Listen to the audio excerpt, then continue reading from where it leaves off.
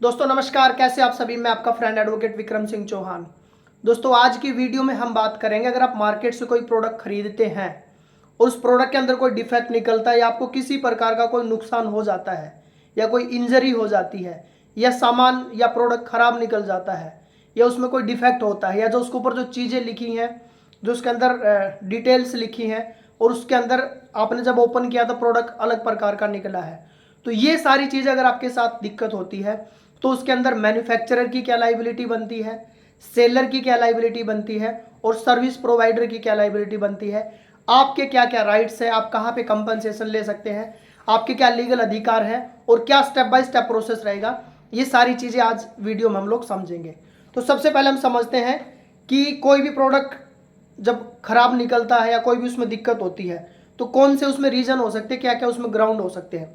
तो सबसे पहले हो सकता है कि मैन्युफैक्चरिंग का ही डिफेक्ट हो, यानी जो भी उसने प्रोडक्ट बनाया, किसी पार्टिकुलर बैच, कोई पूरा बैच बनता है, कोई यूनिट आती है, हो सकता है उस पूरे बैच में ही उसका कोई फॉल्ट निकल गया हो, तो मैन्युफैक्चरिंग का डिफेक्ट हो सकता है।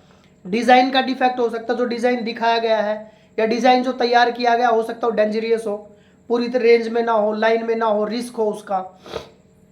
तीसरा हो सकता है डेविएशन फ्रॉम मैन्युफैक्चरिंग स्पेसिफिकेशन, जो स्पेसिफिकेशन उन्होंने बताई, जो प्रॉमिस की गई है और वो उससे अलग अगर कोई प्रोडक्ट बना देती है तो वो भी डिफेक्ट हो सकता है।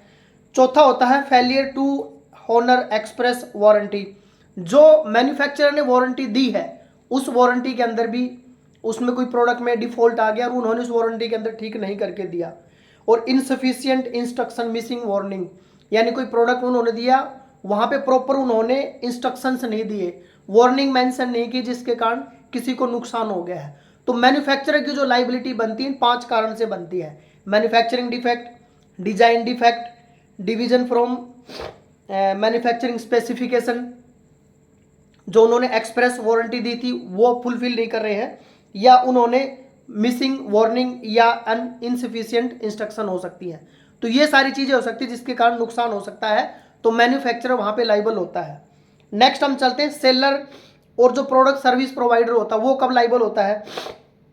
सेलर लाइबल होता है उसने जो मैन्युफैक्चरर ने प्रोडक्ट दिया था, हो सकता है उसने उसके अंदर कोई मॉडिफिकेशन किया है या सेलर ने अपने लेवल से कोई एक्सटेंडेड वारंटी दी थी और उस वारंटी को वो फुलफिल नहीं कर रहा है, तो वो उसके लिए लाइबल होता है। या प्रोडक्ट सर्विस प्रोवाइडर कब होता है लाइबल, उसने जो डिफिशियंट कोई प्रोडक्ट दे दिया, कोई इंस्ट्रक्शन दे दिया या कोई मेंटेनेंस दे दी, तो सर्विस प्रोवाइडर भी वहाँ पे लाइबल होता है। क्या रेमेडीज आपको मिल सकती है अगर प्रोडक्ट खराब निकलता है, उसमें कोई प्रॉब्लम निकलती है, तो रेमेडीज में आपको मिल सकता है प्रोडक्ट जो डिफेक्टिव प्रोडक्ट उसको वहाँ से हटाया जा सकता है या उसको रिपेयर किया जा सकता है, रिप्लेसमेंट हो सकता है, रिफंड हो सकता है, जो टाइम दिया उस टाइम पीरियड के अंदर आप अपना मनी बैक ले सकते हो, कंपनसेशन ले सकते हो, अगर कोई लॉस हुआ है, कोई इंजरी हुई तो उसका पैसा आप लोग ले सकते हो, या उस प्रोडक्ट को परमानेंट आप अनफेयर ट्रेड प्रैक्टिस बता के उसको बंद भी करा सकते हो। तो ये सारे रेमेडीज आप ले सकते हो अगर आपको कोई प्रोडक्ट खराब मिलता है, यानी आप उस प्रोडक्ट को रिपेयर करा सकते हो, रिप्लेसमेंट ले सकते हो, रिफंड ले सकते हो, या उसको ठीक कराने के लिए जो कोई गलत ऐड कर रहा है, यानी चीज़ें ऐड में कुछ दिखाई जा रही है और जेन्युइनिटी में चीज़ें कुछ और है, या उस प्रोडक्ट को परमानेंट आप इंजेक्शन ले सकते हो, उसको मार्केट से हटवा सकते हो। कहाँ आप इसको शू कर सकते हो, तो इसके लिए हमारे पास जो रेमेडीज है वो है कंज्यूमर प्रोटेक्शन एक्ट, जो 2019 के अंदर लेटेस्ट आया था, उसमें सारी रेमेडीज हमें मिलती है। तो ये डिस्ट्रिक्ट लेवल पे डिस्ट्रिक्ट कमीशन होता है जो 50 लाख तक के मामले हमारे सुनता है, फिर स्टेट लेवल पे होता है जो 50 लाख से लेके 2 करोड़ तक के मामले सुनता है, फिर नेशनल लेवल पे होता है जो 2 करोड़ से ऊपर का जो मामला होता है वो नेशनल लेवल पे सुना जाता है। तो कंज्यूमर प्रोटेक्शन एक्ट, ये हमारे पास संवैधानिक अधिकार है, वहाँ पे आप इसकी कंप्लेंट कर सकते हो। इसका एक टाइम पीरियड भी होता है, जब भी हमारे साथ कोई प्रोडक्ट से कोई मिस हैपनिंग होती है, कोई नुकसान होता है, प्रोडक्ट डिफॉल्ट या कोई खराब निकलता है, तो हमारे पास 2 साल का टाइम होता है, हमें उस 2 साल के अंदर कंप्लेंट फाइल करनी होती है। एक लिमिटेशन एक्ट होता है 1963 का, वो 2 साल का टाइम हमारे पास होता है, हमें उस 2 साल के टाइम के अंदर ही वहाँ पे कंप्लेंट फाइल करनी होती है।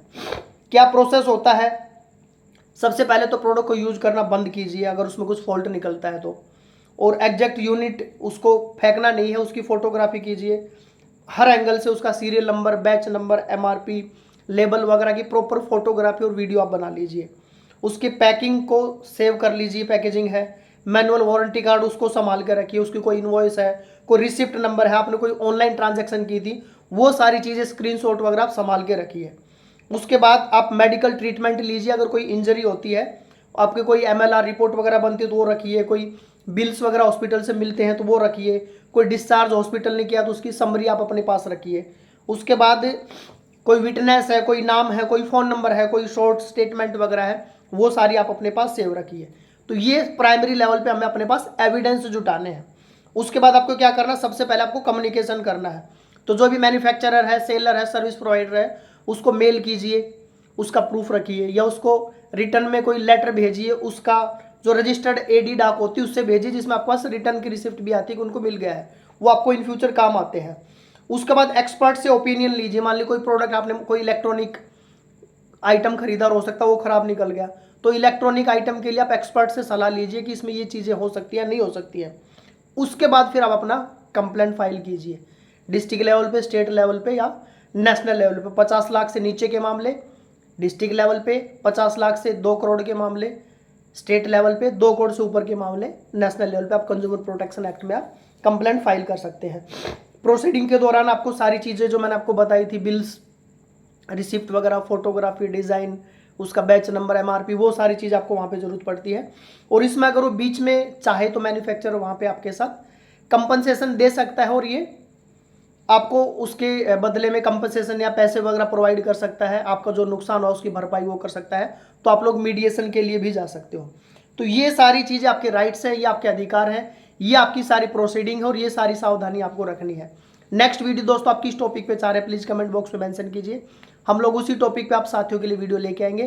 तब तक आप अपना प्यार और आशीर्वाद ऐसे बनाए रखिए। हम जल्द मिलते हैं एक और नई वीडियो के साथ। तब तक आप सभी साथियों का दिल की गहराई से बहुत बहुत धन्यवाद। जय हिंद, जय भारत, वंदे मातरम। Thank you very much.